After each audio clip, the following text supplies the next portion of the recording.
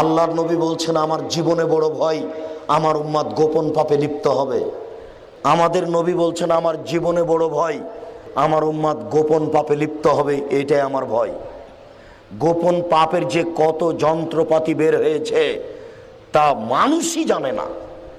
একটা মোবাইলে যে জেনার মেয়েদের কত ফাংশন আছে তা যে ব্যবহার করে সেও আজও জানে না। আল্লাহর নবী যা বলেছেন তার বাস্তবতা কেমন দেখেন।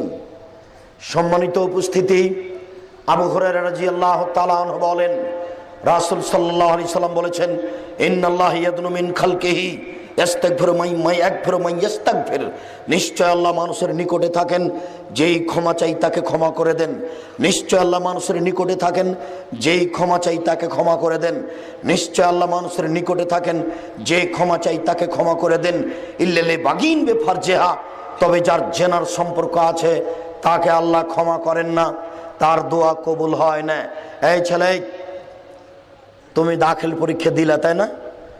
এখন থেকে তুমি আল্লাহকে বলছো আল্লাহ আমাকে একটু রেজাল্টটা ভালো করে দিও, আমার জন্য গোল্ডেন আছে, আমার জন্য প্লাস আছে। শোনো, তুমি মোবাইলে প্রেমের গল্প করো, তোমার বয়স যদি আল্লাহ 100 বছর বাড়িয়ে দেয় আর 100 বছর যদি দোয়া করতে থাকো আর যদি মোবাইলে প্রেমের গল্প হয় তোমার দোয়া কবুল হবে না, আল্লাহর নবী বলেছেন।